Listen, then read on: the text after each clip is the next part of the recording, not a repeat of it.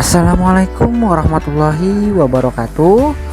Apa kabar anak-anakku yang berada di kelas 4? Semoga pada hari ini kalian dalam keadaan sehat, ceria, bahagia, dan semakin semangat dalam belajarnya.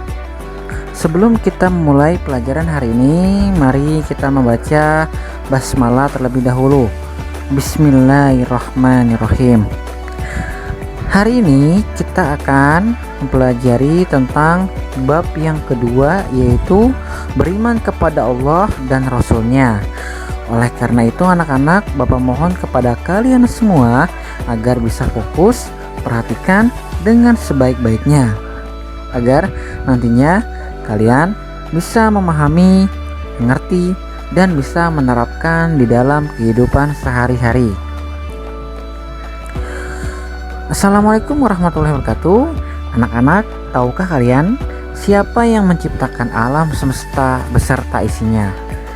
Bagaimana kita mengenal pencipta alam semesta beserta isinya? Apakah sang pencipta alam beserta isinya juga mengutus seorang rasul kepada kita? Ayo ikuti pelajaran ini. Insya Allah kalian dapat membuktikan adanya Allah Subhanahu wa Ta'ala, sang pencipta dan rasulnya. Beriman kepada Allah Subhanahu wa Ta'ala.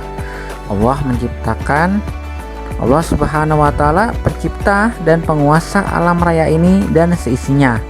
Ciptaan Allah adalah yang ada di langit dan di bumi, seperti manusia, hewan, tumbuh-tumbuhan, dan lain-lainnya. Bagaimana kita mengenal Allah? Kita dapat mengenal Allah melalui alam semesta, Al-Quran, dan nama-nama Allah atau Asmaul Husna. Mengenal Allah melalui alam semesta, maksudnya apa? Kalian lihat, di situ ada seorang anak yang sedang memikirkan sesuatu. Lalu dia mengatakan, apa saja ya benda mati itu?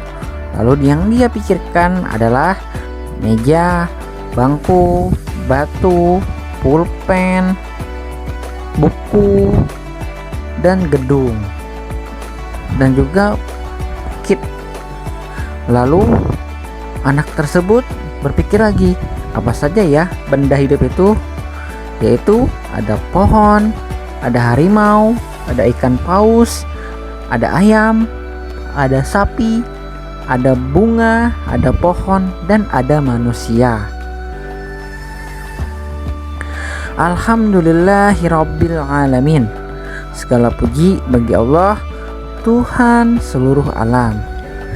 Seorang sahabat bertanya kepada Rasulullah, "Ya Rasulullah, apa arti beriman itu?" Rasulullah menjawab, "Beriman artinya percaya kepada Allah." Beriman atau iman artinya percaya. Percaya kepada Allah sebagai Tuhan semesta alam. Beriman kepada Allah artinya percaya kepada Allah. Bukti adanya Allah adalah adanya alam semesta dan semua isinya. Al-Quran telah menjelaskan adanya Tuhan dan namanya. Adanya alam semesta ini, termasuk bumi yang kita huni sekarang ini, adalah bukti adanya Tuhan. Alam semesta ini berisi benda-benda. Di dalam pelajaran ilmu pengetahuan alam terdapat benda mati, benda yang tidak bisa bergerak, bertumbuh, berkembang, dan bernapas. Juga ada yang disebut sebagai benda hidup, yaitu benda yang bisa bergerak, bertumbuh, berkembang, dan bernapas. Semua itu Allah Subhanahu wa Ta'ala yang menciptakannya. Mengenal Allah melalui Al-Quran. Anak-anak, ayat Al-Quran di samping mengenalkan kepada kita bahwa Allah adalah Tuhan kita satu-satunya. Dialah yang menciptakan dan memelihara segala sesuatu yang ada di alam semesta ini. Jadi kita wajib menyembah hanya kepada Allah Subhanahu wa Ta'ala. Kita lihat di sini surah Al-An'am surah ke-6 ayat 102. A'udzu billahi minasyaitonir rajim. Bismillahirrahmanirrahim. Zalikumullahu rabbukum la ilaha illahu khaliqu kulli syai'in fa'buduh wa huwa ala kulli syai'in wakil. Shadaqallahul azim. Itulah Allah, Tuhan kamu. Tidak ada Tuhan selain Dia, pencipta segala sesuatu. Maka sembahlah Dia, Dialah pemelihara segala sesuatu. Surah Al-An'am, surah ke-6 ayat 102. Yang ketiga, mengenal Allah melalui Asmaul Husna. Untuk bisa mengenal sesuatu biasanya melalui namanya. Demikian juga mengenal Allah. Allah Subhanahu wa Ta'ala memiliki nama-nama yang baik atau dikenal dengan Asmaul Husna. Asmaul Husna nama Allah yang banyak, tapi yang diperkenalkan oleh Allah kepada manusia hanya 99 nama melalui perantara wahyu, yaitu Al-Quran. Yang pertama yaitu Al-Basir. Kita fokus ke Al-Basir. Amati gambar berikut ini. Walau kita berbisik, Allah pasti tahu dan melihat kita. Anak-anak, tahukah kamu bahwa semua perbuatan baik ataupun buruk pasti dilihat oleh Allah dengan sifatnya Al-Basir. Al-Basir berarti Allah Maha melihat. Allah Subhanahu wa Ta'ala mampu melihat apa saja, sampai hal sekecil-kecilnya. Tidak ada yang luput sedikit pun dari pandangannya. Al-Adl.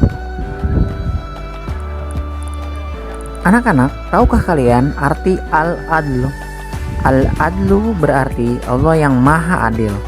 Allah Subhanahu wa Ta'ala menempatkan semua manusia sama di hadapannya. Tidak ada yang ditinggikan hanya karena keturunan, kekayaan, atau jabatannya. Allah Subhanahu wa Ta'ala memuliakan seseorang hanya karena ketakwaannya. Takwa artinya mengerjakan yang diperintahkan Allah dan menjauhi yang dilarangnya. Oke anak-anak, kita baca di sini yaitu surah Al-Hujurat surah ke-49 ayat 13.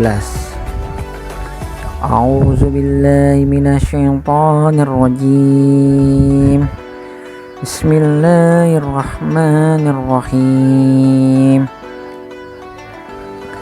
Ya ayyuhan nasu inna khalaqnakum min zakarin wa unsa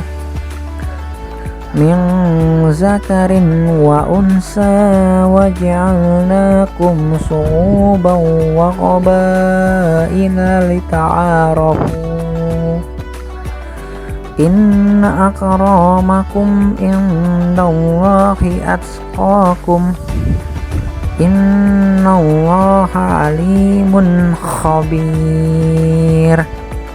Shadaqallahul azim. Artinya, wahai manusia, sungguh kami telah menciptakan kamu dari seorang laki-laki dan seorang perempuan. Kemudian kami jadikan kamu berbangsa-bangsa dan bersuku-suku agar kamu saling mengenal. Sesungguhnya yang paling mulia di antara kamu di sisi Allah ialah orang yang paling bertakwa. Sungguh Allah Maha mengetahui, Maha teliti. Quran surah Al-Hujurat surah 49 ayat 13. Kita lanjut ke Al-Azim. Al-Azim artinya Allah Maha Hebat, Maha Agung. Kalian lihat di sini betapa indahnya Allah menciptakan laut, pegunungan, pemandangan yang sangat begitu indah. Kita wajib mensyukurinya dengan mengucapkan Alhamdulillahirrabbilalamin dan melakukan perbuatan apa yang Allah perintahkan dan menjauhi segala apa yang Allah larang. Manusia pasti membutuhkan orang lain. sedangkan Allah tidak membutuhkan makhluk lain. Oleh karena itu, Allah disebut Al-Azim. Al-Azim artinya Allah Maha Agung. Hanya Allah yang Maha Agung yang tidak membutuhkan pertolongan. Dia yang memenuhi semua kebutuhan makhluknya. Manusia membutuhkan pertolongannya dan membutuhkan pertolongan orang lain. Manusia tidak bisa hidup sendirian. Dengan memahami sifat Allah Al-Azim, maka kita akan selalu mengagungkan tanda-tanda kebesarannya dengan cara melaksanakan perintah dan menjauhi larangannya. Beriman kepada Rasulullah. Beriman kepada Rasulullah Subhanahu wa ta'ala artinya mempercayai dengan sepenuh hati bahwa Rasul itu benar-benar utusan Allah Subhanahu wa ta'ala yang ditugaskan untuk menyampaikan wahyu kepada umat manusia agar dijadikan pedoman hidup untuk hidup di dunia dan di akhirat kelak. Oke anak-anak, di sini ada rangkuman. Silakan nanti anak-anak baca rangkumannya sendiri. Seperti biasa anak-anak, di sini ada latihan soal 1 sampai 3. Nomor 1, apakah pengertian dari beriman kepada Allah Subhanahu wa taala?